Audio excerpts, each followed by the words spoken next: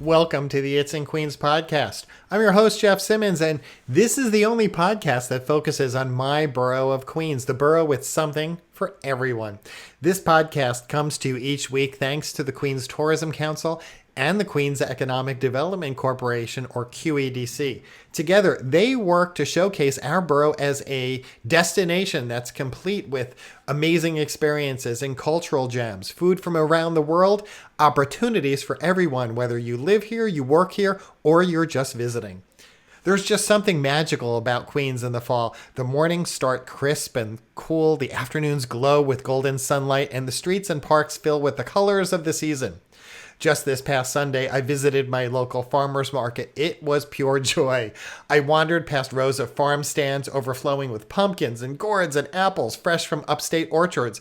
Everywhere I turned, families were just picking out pumpkins for their front steps. Kids were marveling at the funny-shaped gourds, and neighbors were catching up over cups of apple cider.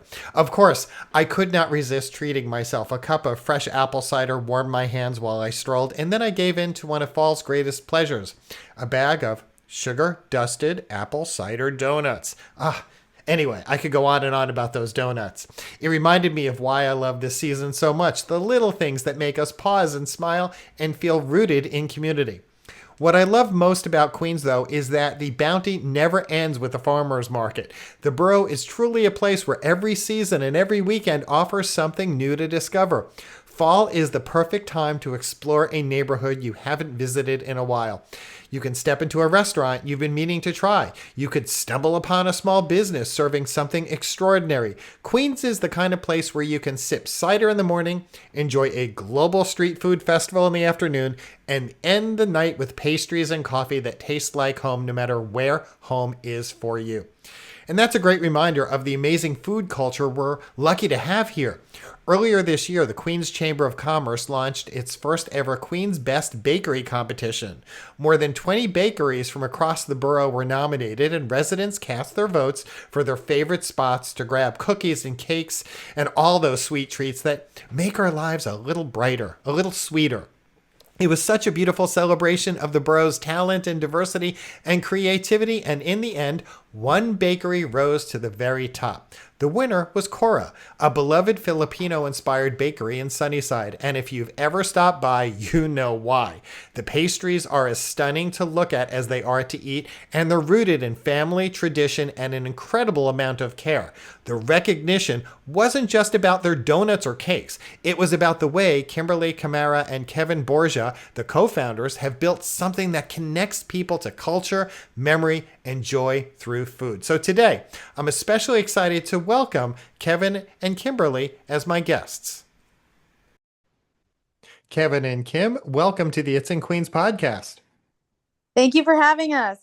Thank you so much, Jeff. Thanks for having us. So both of you have really impressive careers in New York's fine dining scene before you launched Kora. I'd love for you both to share a bit about your backgrounds. I'll start with you, Kim.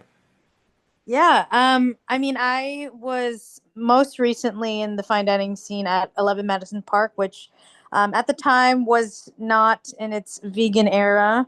But I was actually working on the savory side. So I was working with their famous duck dish and doing a lot of prep for them, making stocks, and started as a commis and made my way up to meat production.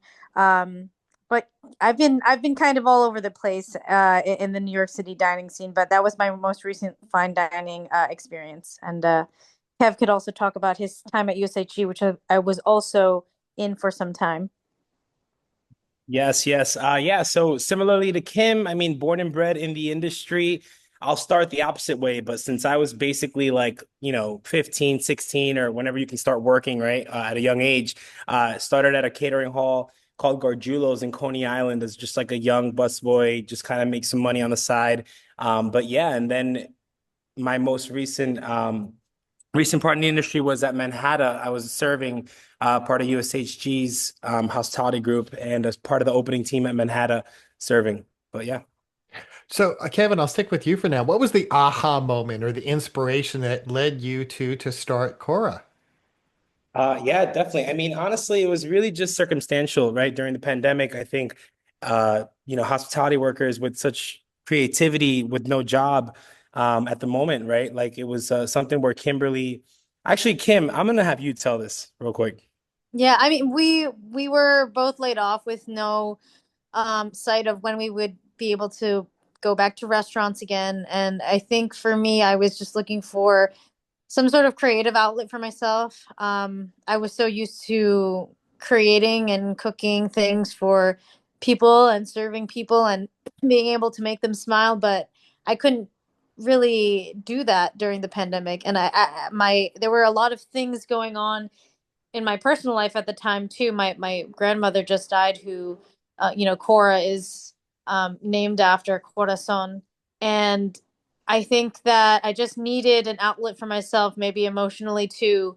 Um, and so I had just made this decision to start making these donuts and selling them out of the apartment. And initially, Kevin's inclusion was really just to help me with some orders and admin work, and also help me with deliveries. And then eventually, as time went on, the first few months, we had to kind of legitimize it more between the two of us. And we just started growing it together from the apartment into a commissary kitchen and to now into a storefront. And Kora has famously developed a huge online following. I mean, almost overnight. What were those early days like, Kim, from making donuts in your apartment kitchen to handling a, if I have this correct, 10,000 person wait list? Yeah, I didn't really know what to feel. We were hustling for sure. And, there was no expectation of this blowing up whatsoever. So the first 2 weeks, it was really me navigating how to produce enough donuts for all the orders that were coming in, and with very limited equipment. I had like an Amazon fryer that fried like 6 donuts at a time, and just a few sheet trays. Eventually I invested in one of those baking speed racks in my apartment. But it was really just trying to scale as far as I could within the walls of this apartment. And then, when press started coming in, it was just really like, I don't know what's happening, but I know where we might be in over our heads. But we just had to keep figuring out. That's all we really could do. And Kevin, recently, Kora was named the best bakery in Queens by the Queens Chamber of Commerce. How did that feel? Oh my gosh, it felt amazing. Honestly, especially since, obviously being in Queens and knowing how tight the Sunnyside community is, it really felt amazing that this is the people's vote, and I think the pastries obviously, are delicious, and that's what people keep coming back for. But I love how, I think the hospitality plays a big part in that. So I really, really can't wait to continue to meet the community. We're here for the long run, and it felt amazing. Yeah. My trainer has like listed all the different items I should get when I visit, but for listeners who haven't visited yet, what are some of your most popular or signature items, and what do you recommend first timers try? Either of you, Oh, whoever wants to jump in on this one. yeah, for sure. I would say, if it's your first time trying Cora ever, you definitely have to go with basically our staples, right? Like the leche flan ni lola, as Kim was saying, based off her grandmother's recipe. And definitely the ube. So flan, ube. And then for me, at least, a big one, I'm a big savory guy. You got to go with the spam and cheese. If you do eat meat, and if you do eat particularly pork, it is spam ham, traditionally eaten in the Philippines, with pimento cheese. We do that in a pan sui, and we top that with a little hot honey. So it's just sincere. Oh, actually, and a little bit of chili crisp inside. So you get really just so many different layers of flavor, and some protein. And Kim, your menu is known for its creative takes on Filipino classics. How do you develop new flavors and menu items? And are there any personal stories or memories behind these favorites? There, especially in the beginning, it was always related to some food memory I had growing up, or maybe a recipe that I found in my grandmother's recipe book, or just something that really kind of called to Filipino culture in a way. Maybe it wasn't necessarily an ingredient or a flavor, but it was something that happened that I experienced within the culture, or growing up in a Filipino American household. And I kind of, translated that in my own way as a Filipino American and somebody growing up in New York City too, surrounded by all these cultures, and just really taking all of those influences and putting that into a pastry. So every single thing has a story. It has a connection to something in my personal or professional life. And it continues to evolve as, we have grown as leaders to our team, and then also just kind of continuing to be immersed in all of these new foods and creations by other chefs that are coming up in New York City too. So it's always connected to something. And Kim, is there anything new on the menu this season or upcoming specials that you're really excited to share with our listeners? Yeah, I mean, we plan to update our menu seasonally, and during the summer, we actually kind of did some sort of seasonality kind of thing because so many different amazing local produce is available throughout the summer at different times. But yeah, we have a really great fig and rum Danish that's out. It uses a Philippine rum called Tandwai, um, and we infuse some dried figs with the rum, and it's got a nice fig leaf cream to kind of balance out the tartness, and fresh local figs on top. It's a really delicious one. It won't be here for long because figs won't be around for too much longer, but that's one I'm really, really excited about. And Kevin, how has being rooted in Queens, particularly Sunnyside, influenced Cora's identity and connection with the neighborhood? Oh yeah, I think just all throughout, for anyone who does visit, please do notice that we have the menu in Spanish. And I think that's just kind of a nod also to my background, but knowing, Sunnyside and just how large the Hispanic community is or Spanish speaking community is as well. Obviously, we can't have every single language because Sunnyside is, it's very diverse. But the community, we really want anyone and everyone to feel welcomed here. So overall, that's my little small way to make sure that I can accommodate. But I always, want to make sure everyone feels welcome no matter what. The idea here is that the donuts is the vessel, and everyone can recognize a piece of fried dough with deliciousness. But the flavors and the Filipino, kind of inspiration behind it is what we want to introduce. And Kevin, as we look ahead, what are some of your hopes or plans for the future of Cora, whether it's new offerings or expansion of the physical space or other creative projects?